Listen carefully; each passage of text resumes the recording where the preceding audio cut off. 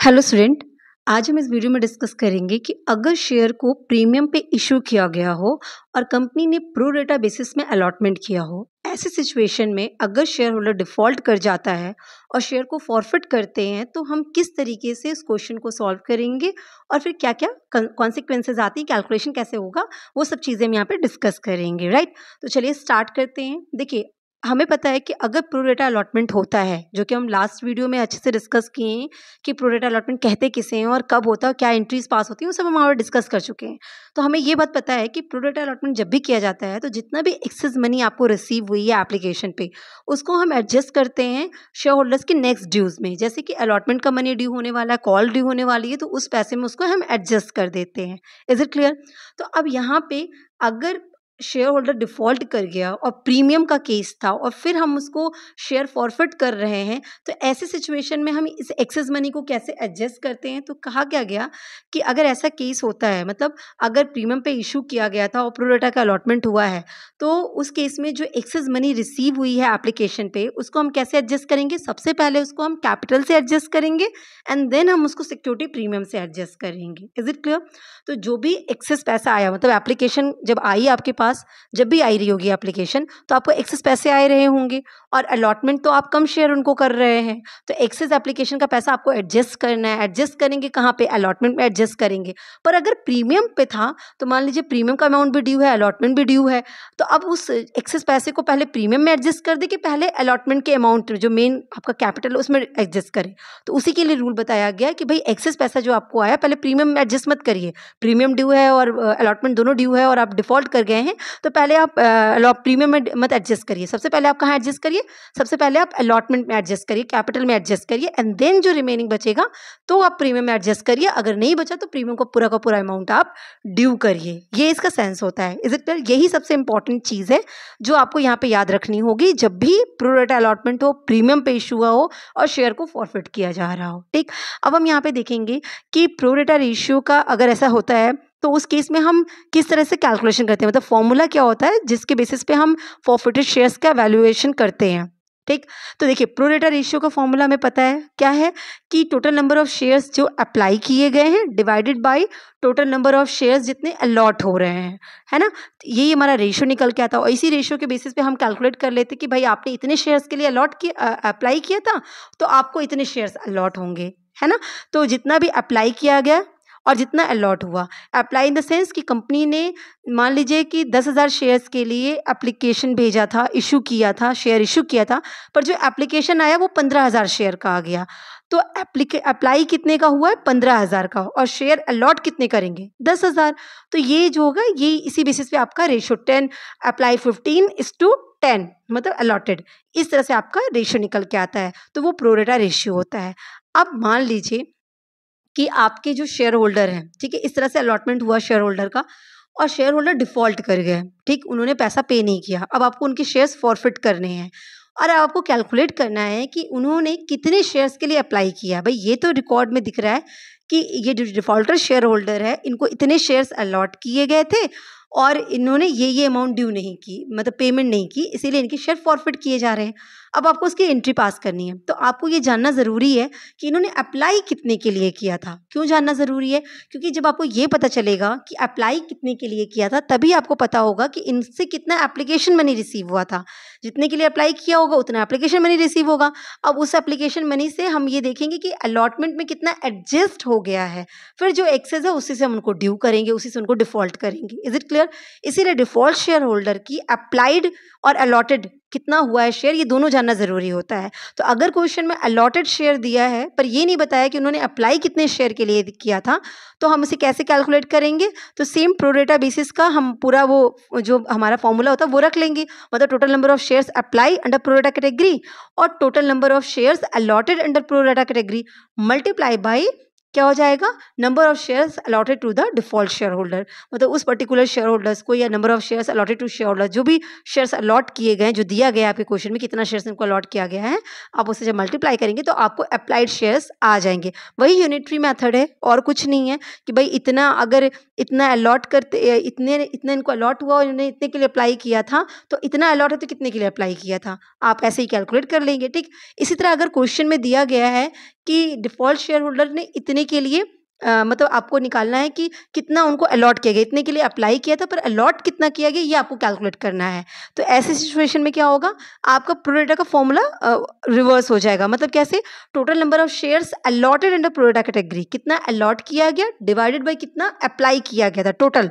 ठीक है, allotted divide by applied हो जाएगा, रिवर्स हो गया। पहले हम करते थे अप्लाइड डिवाइडेड बाई अलॉटेड, अभी हम क्या करेंगे, हमको अलॉटेड का पता करना है, तो अलॉटेड डिवाइडेड बाई अप्लाइड, और मल्टीप्लाई हम किससे कर देंगे कि नंबर ऑफ शेयर्स जितने उन्होंने अप्लाई किए थे, फिर हमारा आंसर निकल के आ जाएगा। ये भी वही यूनिटरी बेस्ड है, तो कुछ याद नहीं करना है, बेसिकली ये पूरा प्रोरेटा उसी के बेसिस पे है। तो जब भी आपको अप्लाई पता करना है तो सिंपली आप प्रोरेटा रेशियो निकालिए, applied divide by allotted multiply by number of shares allotted. ठीक, और जब आपको अलॉटेड निकालना है तो allotted divide by applied multiply by number of shares applied, तो आपका पूरा का पूरा कैलकुलेशन निकल के आ जाएगी कि कितने के लिए जो डिफॉल्टिंग शेयर होल्डर है उनका कितने के लिए कितना शेयर उनको अलॉट किया गया या कितने शेयर्स के लिए उन्होंने अप्लाई किया था। क्वेश्चन में जो दिया गया है वो कोई बात नहीं, जो नहीं दिया उसे कैलकुलेट हम इस तरह से कर लेंगे। ठीक, अब एक न्यूमेरिकल लेते हैं और इस पूरी चीज़ को समझते हैं, क्योंकि यहाँ पे सिर्फ दो चीज़ें इंपॉर्टेंट है। एक तो आपको पता होना चाहिए कि अप्लाइड कितना है, अलॉटेड कितना डिफॉल्टिंग शेयर होल्डर का। दूसरा ये पता होना चाहिए कि आपके पास जो एक्सेस पैसे हैं उसको आपको एडजस्ट कहाँ करना है।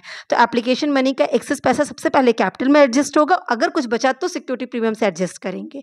Is it clear? तो एक क्वेश्चन लेते हैं। क्वेश्चन है, mister Shami has applied for 1000 shares of company XYZ limited. ठीक है, मिस्टर शामी मतलब एक शेयर होल्डर है जिन्होंने 1000 शेयर्स के लिए अप्लाई किया था। कहाँ पे? कंपनी XYZ लिमिटेड में। तो आपको कितने शेयर्स के लिए अप्लाई किया वो पता चल गया, 1000 शेयर्स के लिए उन्होंने अप्लाई किया था। ठीक है, एप्लीकेशन मनी पे की थी 2 रुपये की, 2 रुपये की एप्लीकेशन मनी पे करके उन्होंने 1000 शेयर्स के लिए अप्लाई किया था। But has been allotted only 600 shares, यहाँ पे अलॉटेड शेयर्स भी दे दिया आपको। अगर नहीं दिया होता तो आप कैलकुलेट कर सकते थे, तो टोटल नंबर ऑफ शेयर्स दिया रहता कि कितना एप्लीकेशन आई थी, कितना कंपनी ने इशू किया था, वो दिया रहता। ठीक, तो यहाँ पे आपको मेन वही दिया गया है कि कितना अप्लाई था, कितना अलॉट था, वो क्वेश्चन में दिया गया है। तो 600 उनको अलॉट हुआ, 1000 शेयर्स मिस्टर शामी ने अप्लाई किया और 600 शेयर्स उनको अलॉट हुआ। The shares have a face value of ₹10, 10 रुपये की फेस वैल्यू थी, एंड अ प्रीमियम ऑफ ₹2 पर share which are payable as, मतलब 10 रुपये की फेस वैल्यू थी, कॉल्ड अप वैल्यू 10 रुपये की थी, और जिसमें 2 रुपये पे क्या हुआ, उनका 2 रुपये प्रीमियम पे उसे इशू किया गया था। ठीक है, मतलब 12 रुपये पे इशू किया गया था। अब पूरा का पूरा पैसा मांग लिया गया है कंपनी के थ्रू, मतलब कॉल्ड अप वैल्यू भी सेम है। पेबल क्योंकि कहा गया है कि अलॉटमेंट पे 5 रुपये पेमेंट थे, मतलब प्रीमियम प्लस अलॉटमेंट की वैल्यू मिला के 5 रुपये, और फाइनल कॉल पे भी 5, तो 5 + 5 10 हो गए, प्लस 2 रुपये प्रीमियम के 12 रुपीज़, मतलब आपका पूरा का पूरा face value called up value है। क्लियर है?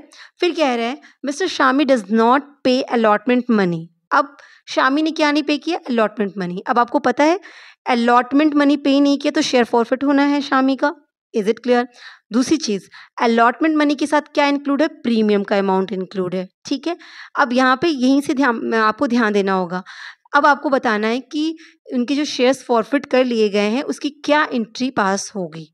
ठीक है, प्रीमियम का केस था, अलॉटमेंट हो रहा है प्रो रेटा बेसिस पे, और अब उनको फॉरफिट किया जा रहा है शेयर्स, सिर्फ उनको एप्लीकेशन रिसीव हुआ है। ठीक है, तो अब हम एंट्री जो पास करेंगे, क्या पास करेंगे? पहले तो हम शेयर कैपिटल अकाउंट को डेबिट करेंगे। शेयर कैपिटल अकाउंट कितने से डेबिट करते हैं? जितने नंबर ऑफ शेयर्स फॉरफिट हो रहे हैं multiply by called up value. ठीक, तो कॉल्ड अप वैल्यू कितनी थी? 10 रुपीज़ थी, और आपके नंबर ऑफ शेयर्स फॉरफिट कितने हो रहे हैं? 600 शेयर फॉरफिट हो रहे हैं, क्योंकि अलॉट तो उनको 600 शेयर भी हुए थे, तो वापस भी कितने लिए जाएंगे, कैंसिल भी कितने किए जाएंगे? 600 शेयर्स। तो इसलिए हम करेंगे 600 multiply by 10, 6000। Is it clear? उसके बाद आपका क्या हो जाएगा? सिक्योरिटी प्रीमियम, क्योंकि इनका प्रीमियम ड्यू है, और हमने आप प्रीवियस वीडियो देखोगे जहाँ पे हमने इशू एट प्रीमियम के केस में फॉरफिट होता है तो कैसे एंट्री पास होगी और क्या कंडीशन, तो वो सब वहाँ डिस्कस किया है। तो आपको पता है कि जब प्रीमियम कंपनी को रिसीव नहीं होता है तो कंपनी प्रीमियम को हर जगह देखती है, मतलब अलॉटमेंट मनी के साथ भी देखेगी और प्रीमियम सिक्योरिटी प्रीमियम को डेबिट भी करेगी, ठीक, कि इतना पैसा मेरा नहीं आया तो सिक्योरिटी प्रीमियम अमाउंट डेबिट होगा कितने से, 2 रुपये का प्रीमियम नहीं मिला इनको, तो 600 शेयर्स पे 2 रुपीज़ का प्रीमियम उनको रिसीव नहीं हुआ तो उससे डेबिट कर दिया, वो भी ड्यू कर दिया, तो 1200 रुपीज़, ठीक है। 6,000 रुपये मांगे गए थे, 1200 रुपये प्रीमियम के मांगे गए थे जो ड्यू हैं, ये दोनों चीज़ें हो गई, ठीक। अब उनको रिसीव कितना हुआ है, शेयर फॉरफिचर अकाउंट। अब इसमें हम करते हैं पैसा रिसीव कितना हो गया था इस फॉरफिटेड शेयर से। तो शामी जो शेयर होल्डर थे उनको 600 शेयर्स अलॉट किए गए थे, लेकिन जब इनसे पैसा रिसीव हुआ था तो सिर्फ एप्लीकेशन मनी रिसीव हुई थी। जो ये एप्लीकेशन मनी दिए थे प्रो रेटा अलॉटमेंट की वजह से इन्होंने 1000 शेयर्स पे एप्लीकेशन मनी दिया था। अलॉट इनको 600 हुआ था, पर जब इन्होंने एप्लीकेशन भेजा था, एप्लीकेशन मनी दी थी तो 1000 शेयर्स की दी थी, तो 1000 मल्टीप्लाई बाई 2 मतलब 2000 शेयर्स उनको रिसीव हो चुके हैं। अदरवाइज आप क्या कर देते, 600 मल्टीप्लाई बाई 2 कर देते, 1200 कर देते कि 600 शेयर्स पे 2 रुपये एप्लीकेशन मनी रिसीव हुई, है ना, नॉर्मली आप ऐसे करते। लेकिन ये प्रो रेटा अलॉटमेंट का केस है, इसीलिए एप्लीकेशन के लिए उन्होंने अप्लाई कितने का किया था, 1000 के लिए, तो एप्लीकेशन मनी भेजी भी 1000 के लिए होगी, तो कंपनी को रिसीव भी कितना हुआ होगा, 1000 पे 2 रुपये रिसीव हुए होंगे, तो 1000 मल्टीप्लाई बाई 2 तो 2000 हो गया, ठीक। अब हमारा क्या आ गया, शेयर अलॉटमेंट अकाउंट आएगा। शेयर अलॉटमेंट अकाउंट को हम ड्यू करेंगे। अब शेयर अलॉटमेंट अकाउंट कितने से ड्यू करें, नॉर्मली देखा जाए तो 5 रुपीज़ के थे, है ना, और 600 शेयर फॉरफिट किए जा रहे हैं, तो 600 मल्टीप्लाई बाई 5, जो प्रीमियम के केस में प्रीमियम हर जगह जाता है तो अलॉटमेंट का भी 5 रुपये लेंगे, है ना, प्रीमियम के 2 हटा के नहीं लेंगे, 3 रुपये से अलॉटमेंट नहीं करेंगे, 5 से करेंगे, है ना। तो पर कितना फॉरफिट किया जा रहा है, 600, तो 600 मल्टीप्लाई बाई 5 तो मतलब 3000 का दिखना चाहिए था, पर शेयर अलॉटमेंट अकाउंट कितने का दिख रहा है, 2200 का। क्यों, क्योंकि एप्लीकेशन का कुछ एक्सेस पैसा यहाँ से एडजस्ट हो जाएगा, फिर जितना बचा उतना ही तो वो ड्यू होगा, उतने के लिए तो रिस्पॉन्सिबल थे पे करने के लिए, right. And then last is share final call. Final call 5 रुपये का था, वो पूरा नहीं दिया, तो 600 पे 5 मल्टीप्लाई कर देंगे 3000, ये इन्होंने पे नहीं किया, तो हमारा क्या हो गया कि 600 शेयर्स फॉरफिट किए जा रहे हैं due to non payment of allotment money and call money, ठीक, इनके शेयर्स फॉरफिट कर लिए जा रहे हैं। अब क्या बात आती है कैलकुलेशन की, वर्किंग नोट्स की, कि आखिर हमने ये अलॉटमेंट का 2200 निकाला कैसे, 2200 जो दिख रहा है आपको वो आया कैसे। तो अब आपको कैलकुलेट करना है कि कितना पैसा एडजस्ट किया गया एप्लीकेशन मनी का, क्योंकि ये प्रो रेटा अलॉटमेंट है तो कितना एडजस्ट किया गया ये आपको कैलकुलेट करना है। क्लियर है, तो सबसे पहले हम क्या करेंगे, देखेंगे कि हमें एप्लीकेशन पे पैसा रिसीव कितना हुआ था, ठीक है। वर्किंग नोट्स में आएगा ये चीज़ कि हमें एप्लीकेशन पे पैसा रिसीव कितना हुआ, तो total amount received on application 1000 share Shami ने अप्लाई किए थे, 2 रुपये एप्लीकेशन मनी के दिए थे, 2000 रुपया शामी ने पे किए थे, ठीक है। अब इसमें से एप्लीकेशन के नाम पे तुम उतना ही रखेंगे जितना इनको अलॉट हुआ शेयर, ठीक। तो शेयर कितना अलॉट हुआ था इनको 600, तो 600 पे 2 रुपीज़, एप्लीकेशन मनी 2 रुपये की थी, तो 1200 इनको एडजस्ट करना है एप्लीकेशन के लिए, रिमेनिंग पैसा एक्सेस पैसा होगा, तो एक्सेस पैसा हमारा कितना हो गया 800 मनी आपने एक्सेस रिसीव की ऑन एप्लीकेशन। अब इसको आपको एडजस्ट करना है। अब यहीं पे याद रखिएगा कि प्रो रेटा का अलॉटमेंट अगर होता है और प्रीमियम का केस होता है तो हम एडजस्टमेंट कैसे करते हैं। अब ये 800 रुपये एडजस्ट होने वाला है अलॉटमेंट में, अब अलॉटमेंट में साथ तो प्रीमियम भी इंक्लूड है, तो 800 प्रीमियम के पैसे से कटेगा कि अलॉटमेंट का जो मेन है कैपिटल का पैसा उससे कटेगा। तो रूल क्या कहता है कि पहले कैपिटल देन प्रीमियम। तो अब ये देखिए यहाँ पे समझिएगा, ये एक्सेस पैसा हो गया, इसको साइड करिए। अब देखते हैं कि अलॉटमेंट में ड्यू कितना था। तो अलॉटमेंट 600 शेयर्स इनको अलॉट किए गए, तो 5 रुपीज़ के शेयर्स थे प्रीमियम को इंक्लूड करके, क्योंकि प्रीमियम रिसीव नहीं हुई तो हर जगह उसका ट्रीटमेंट करेंगे। तो 600 मल्टीप्लाई बाई 5 करेंगे 3000, ठीक। तो 3000 अमाउंट ड्यू था अलॉटमेंट पे। इसमें से 1200 रुपये मतलब प्रीमियम के 600 मल्टीप्लाई बाई 2 प्लस 3 ना, 2 रुपये प्रीमियम के थे, 3 रुपये शेयर कैपिटल के थे, तो 600 मल्टीप्लाई बाई 2 1200 रुपये प्रीमियम के हो गए, 600 मल्टीप्लाई बाई 3 1800 आपके कैपिटल के हो गए, तो 1200 प्लस 1800 3000, 2 प्लस 3 5, तो 600 मल्टीप्लाई 5 3000। तो अलॉटमेंट में ड्यू 3000 दिख रहे थे, पर एक्चुअली 1200 प्रीमियम के अमाउंट ड्यू थे और 1800 कैपिटल के अमाउंट ड्यू थे, ठीक। तो अगर अब देखा जाए तो अलॉटमेंट में ड्यू है कितना, तो 3000 माइनस 800 करेंगे 2200, हमारा साफ साफ क्लियर हो गया। लेकिन एक्चुअली हम क्या दिखाएंगे कि हमें कितना पैसा रिसीव नहीं हुआ है, ठीक है। 2200 में कितना पैसा रिसीव नहीं हुआ है, 2200 का ब्रेकअप देखिए, क्या क्या रिसीव नहीं हुआ, क्या क्या ड्यू है।